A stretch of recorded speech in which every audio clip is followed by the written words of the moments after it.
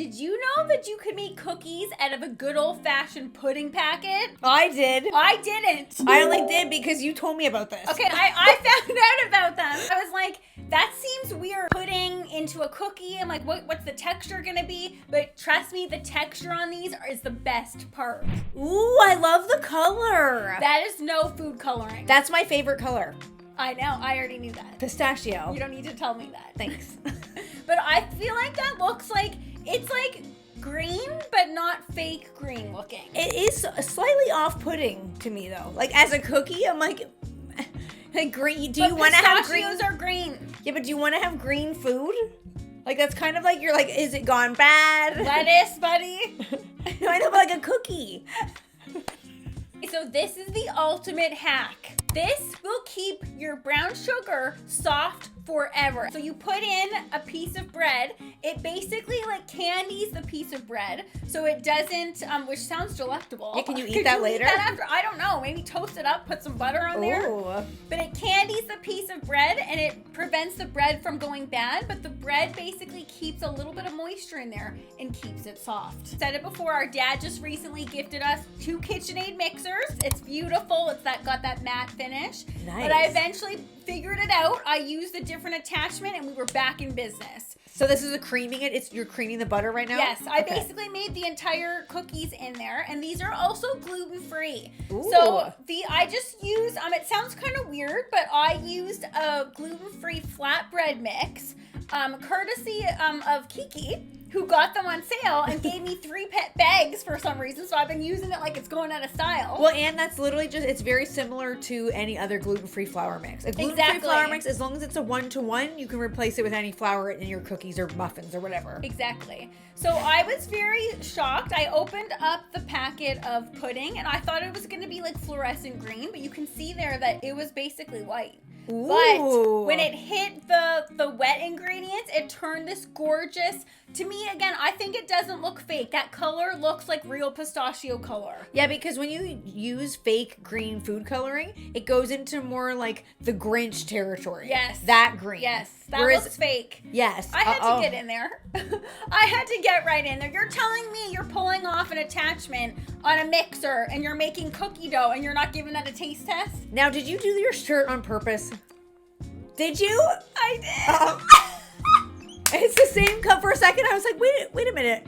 That's the same color. How long are we in? I was waiting for Key to notice. I wanted to see if you would notice, and yes, I did. Maddie matches her clothes to the food, Not in case today. you didn't know. Not today. I'm not eating anything blue today. Okay, so then now you're basically going to, when it comes to cookies, you can do them in a variety of ways, but I like the ball method. Mm-hmm. It's like you're making meatballs.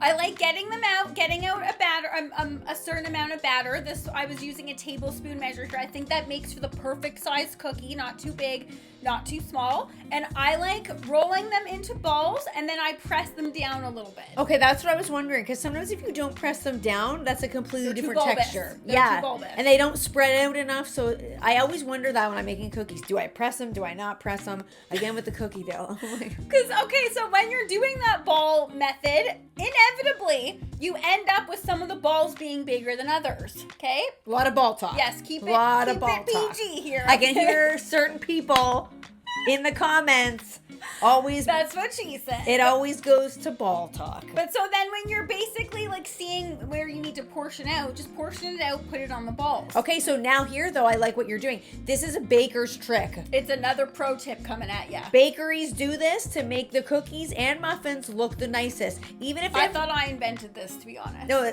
a lot of bakeries do this. Even if you have chocolate chips in the cookies, to hand place them on the top of cookies and muffins, that's when you get that like artificial.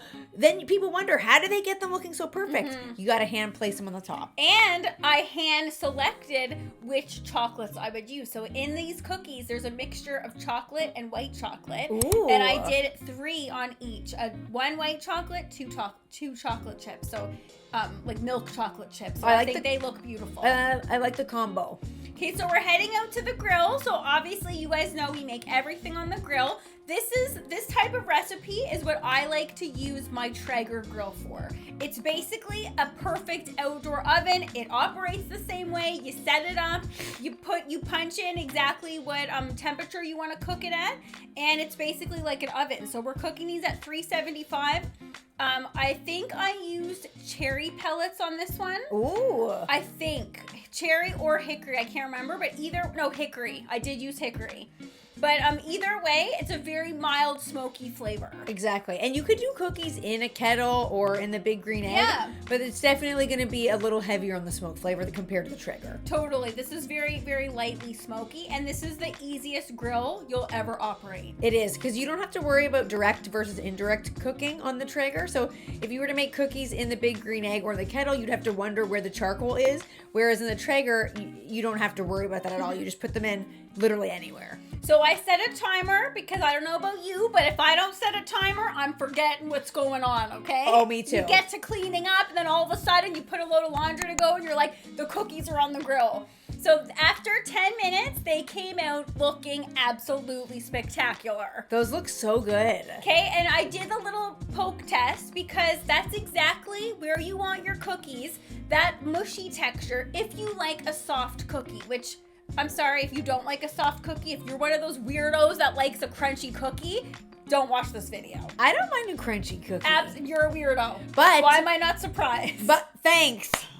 But I also like to dunk my cookie in milk, and I feel like crunchier cookies are better for that. No, they're not. No, they're not. The soft cookies absorb milk much better. I'm also not a big cookie fan, so like whatever. You would be a cookie fan of these. They were so good, lightly nutty. I'm very shocked. It has a real pistachio flavor. It doesn't taste like what you think like a fake pistachio flavor would taste like. It's very real. Now I'm surprised you didn't want to put pistachios in them. Like I chunked up. I was going to, and I might next time when I make these because I'm 100% making these again. But I wanted to experience the flavor of the pudding naturally and seeing what that tastes like. Well, they look phenomenal. Yeah, they were so good. And you know what these would be perfect with, what I thought to do? Ice cream sandwich. Buddy! Guys, I swear she didn't already tell me that. But I can picture it. That looks fake. I Looks know. like I planted it and I told you. Boy, you would think that we spend 99% of our day together. But yes, absolutely nailed it because they are thin.